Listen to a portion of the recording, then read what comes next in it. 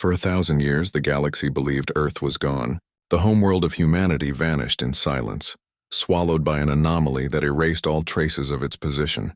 Its moon, colonies, and stations drifted alone in the void, cut off from their mother planet.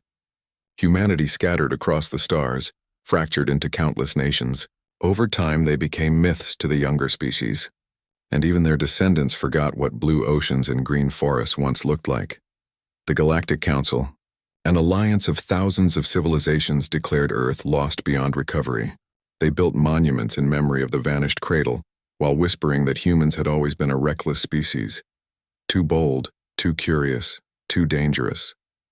Many secretly believed the disappearance was a punishment from the universe itself. Yet legends persisted. Stories spoke of a great awakening, of Earth returning one day, bringing with it something the galaxy could not imagine. Few believed, but the old human colonies held on to that faint hope. They called it the promise of return. Then, one quiet cycle, a ripple spread across the void. Sensors from the Council's border stations picked up a gravitational wave of impossible precision. It was not a natural event. Space itself folded for a moment, then unfolded again. Where once there was empty darkness, there now floated a planet. Blue, white, green, alive. Earth had returned. Its reappearance sent shockwaves through every communication network in the galaxy. Fleets rerouted, ambassadors demanded explanations, and scholars fainted at their consoles. The coordinates matched perfectly. Every continent, every island, every ocean was exactly where ancient records had said they would be. But Earth was not the same. Its atmosphere shimmered with a faint golden haze.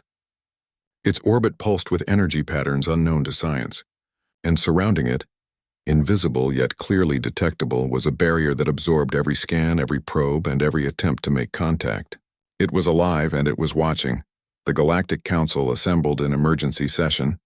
From across 100 star systems, envoys gathered to discuss the unthinkable. Many argued that the planet should be left alone, that no one should disturb something that had vanished for a millennium. But others, especially those from the more ambitious empires, saw an opportunity. One voice, cold and commanding, broke the silence of the chamber. It belonged to the High Chancellor of the Varn Dominion, a powerful species that had long dominated the Council. Earth holds secrets that could reshape the balance of power, the Chancellor said. We must understand what brought it back. If the humans are alive, they must answer for their past. So it was decided. An expeditionary fleet of 50 ships, each armed and crewed by elite personnel from across the Council's member races, was dispatched to the Sol system. Their orders were clear: investigate, communicate, and if necessary, subdue. As the fleet approached, strange things began to happen. Their systems flickered. Time itself seemed to distort. Distances stretched and folded. Every attempt to send drones ended the same way. The machines simply disappeared, as though swallowed by a second space layered over the first. Still, the admirals pressed forward. Then, without warning, a voice spoke across every channel in the fleet. It was calm, human, and filled with quiet authority. You approach Sol without invitation. Turn back. No one recognized the source. No ship showed any sign of transmission. The voice seemed to come from everywhere and nowhere at once. The admirals exchanged nervous glances. They demanded identification. The voice replied simply, "We are Earth." The fleet commander, a veteran of countless wars, ignored the warning. He ordered the fleet to advance in formation, shields raised. "If you are Earth," he said, "then prove it. We come in peace, but we will not be intimidated." For a moment there was silence. Then the stars dimmed. The light from Sol, the sun, flared brighter than ever before, yet it did not burn. Instead, it pulsed rhythmically like a heartbeat. The golden haze around Earth expanded, rippling outward like waves through the void. The fleet's instruments went dark. Every weapon system failed. Engines powered down. It was as if the universe itself refused to let them move, and then they saw them. Above the planet's orbit emerged colossal shapes, vessels unlike anything the galaxy had ever seen. They were enormous, stretching kilometers in length, sleek and angular, each radiating faint traces of starlight. Their hulls bore markings in ancient human languages, words that translated roughly to Eden-class Guardian.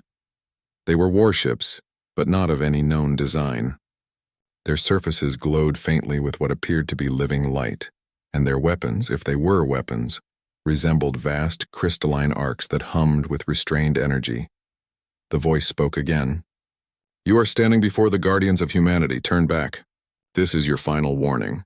The commander hesitated, torn between duty and fear. Then pride won. He ordered the forward cruisers to approach within 1 astronomical unit. The response was immediate. The nearest Guardian vessel rotated slowly, aligning one of its arcs toward the lead cruiser. No beam was fired. No explosion erupted. Instead, space around the cruiser folded into a sphere of soft white light. When it faded, the ship was gone. No debris, no energy signature, no radiation. Just emptiness. The other ships froze. Panic spread across the fleet. Some attempted to flee. Others tried to send distress calls, but all communications failed. "We gave you a chance," the voice said softly. "We do not seek war, but we will not allow you to bring violence to Earth again." The remaining ships retreated. The moment they crossed the boundary of the solar system, their systems flickered back online. They turned and fled without a word. When they returned to the Council, their recordings caused uproar. Every scan showed that the Guardian ships existed, yet their energy signatures were beyond any known category. Their power readings defied the laws of physics. Whatever humanity had become, it was far beyond mortal comprehension, but the Council could not let it go. The return of Earth had shattered the balance of power. Factions formed, each arguing over what to do. Some demanded diplomacy, others demanded preemptive action.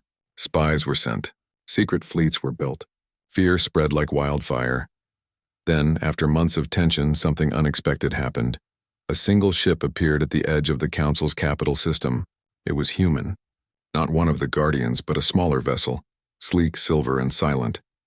It carried no weapons, only a single emblem, a blue circle with a white silhouette of Earth. The ship requested permission to enter orbit. The Council hesitated, then allowed it. When the hatch opened, a human figure stepped out. His uniform was simple, marked only with the symbol of the Earth's crest. His eyes carried the calm of someone who had seen eternity. He introduced himself as Ambassador Nolan. The Council demanded to know where Earth had gone, how it had returned, and what had become of its people. Nolan listened, then answered in a voice both gentle and terrifyingly certain. 1,000 years ago, he said, Earth was dying. The planet faced collapse from war and decay. But we found something buried deep within our own reality. A resonance that connects life, thought, and energy. We called it the origin field.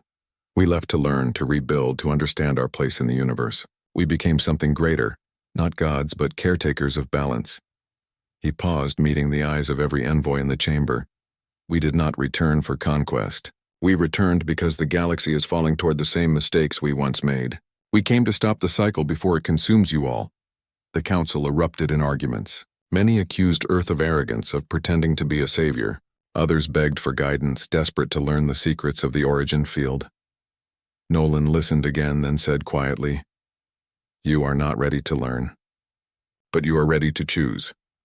He raised a small device, no larger than a stone, and activated it. A holographic projection filled the chamber, showing stars, planets, and civilizations across the galaxy. Lines of energy flowed between them, revealing patterns invisible to the naked eye, currents of life itself. This is the field, he explained. It binds all of us. When you wage war, it weakens. When you create, it strengthens. Humanity learned to live with it, not against it. The Guardians are not weapons. They are the result of harmony between life and matter.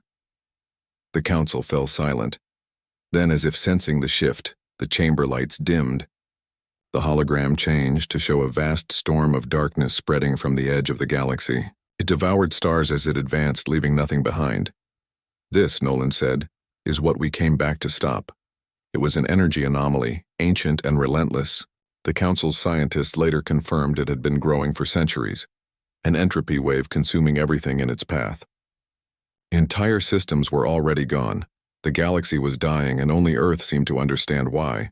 Over the next months, humanity revealed just enough to help. They guided fleets to stabilize collapsing stars. They showed how to restore balance to dying ecosystems. Their ships could heal planets, repair broken orbits, and revive lost biospheres. Yet they never demanded tribute, never asked for rule. They simply said, learn, and remember. But the Dominion could not accept it. Their leaders saw power in Earth's return, not wisdom. They launched a secret attack, hoping to capture one of the Guardians and reverse engineer its technology. They never succeeded. The moment their fleet entered Sol space, the stars went silent again. The Dominion ships vanished, erased from existence. No wreckage,